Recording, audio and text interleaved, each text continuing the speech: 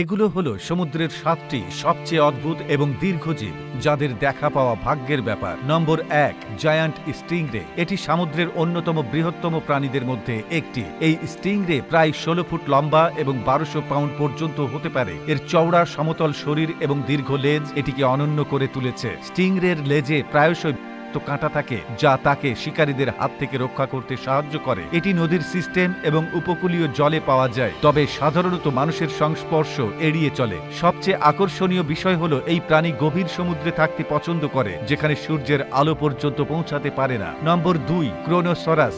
এটি একটি প্রাগৈতিহাসিক সামুদ্রিক সরীসৃপ ছিল যা প্রায় ৩০ থেকে ৪০ ফুট লম্বা হতে পারত। এর নাম গ্রিক পুরাণের দেবতা ক্রেনোসের নামে রাখা হয়েছে, যিনি তার শক্তি ও আকারের জন্য পরিচিত ছিলেন। ক্রেনোসরাসের দেহ ছিল অত্যন্ত শক্তিশালী এবং এর দাঁত এটিকে এক শিকারী বানাতো। ধারণা করা হয় এটি গভীর সমুদ্রে বড় মাছ, স্কুইড এবং অন্যান্য সামুদ্রিক সরীসৃপ শিকার করত। এর বিশাল দেহ এবং পেশিবহুল গঠন এটিকে সমুদ্রের শীর্ষ শিকারী বানিয়েছিল, যা এক প্রকার সমুদ্রের শাসকের মতো ছিল।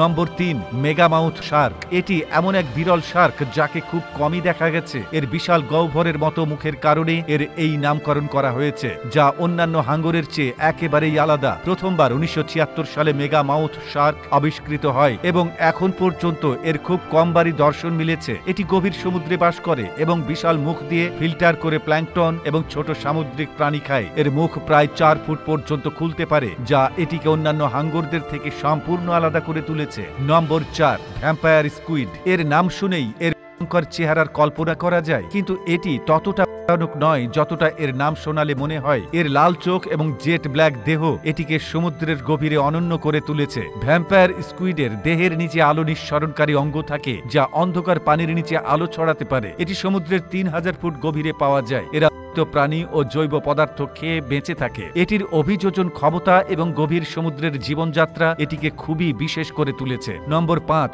হ্যাগফিশ। এটি বিশ্বের অন্যতম অদ্ভুত এবং আদিম প্রাণীদের মধ্যে একটি। হ্যাগফিশ দেখতে লম্বা এবং সরীসৃপের মতো, যা সমুদ্রের তলদেশে বাস করে। এর সবচেয়ে অদ্ভুত বৈশিষ্ট্য হলো এর কাদার মতো শ্লেষ্মা উৎপন্ন করার ক্ষমতা। যখন এটি এর সম্মুখীন হয় তখন এটি প্রচুর পরিমাণে পিচ্ছিল পদার্থ নিঃসরণ করে, যা শিকারীদের থেকে এটি রক্ষা করতে সাহায্য করে। এই আত্মরক্ষামূলক কৌশল এটিকে খুব বিশেষ করে তুলেছে। অনেক সময় হ্যাগফিশকে জীবন্ত জীবাশ্ম বলা হয়, কারণ এটি প্রায় ৩০০ মিলিয়ন বছর ধরে পৃথিবীতে টিকে আছে। নম্বর ৬, জাপানিজ স্পাইডার ক্র্যাব। এর নামকরণ করা হয়েছে এর লম্বা এবং মাকড়সার মতো পায়ের জন্য। এর পা ১২ ফুট পর্যন্ত লম্বা হতে পারে, যা এটিকে পৃথিবীর বৃহত্তম অর্থোপডদের মধ্যে একটি করে তোলে, অর্থাৎ এর গঠন শামুক এবং কাঁকড়া ইত্যাদির মতো। এটি সমুদ্রের ১০০০ ফুট গভীরে পাওয়া যায়। যদিও এটি দেখতে কিছুটা তবে এটি মূলত প্রাণী খেয়ে বেঁচে থাকে। এর বিশাল আকৃতি এবং অদ্ভুত চেহারা এটিকে সামুদ্রিক প্রাণীদের মধ্যে বিশেষ পরিচিতি দিয়েছে। নম্বর ৭,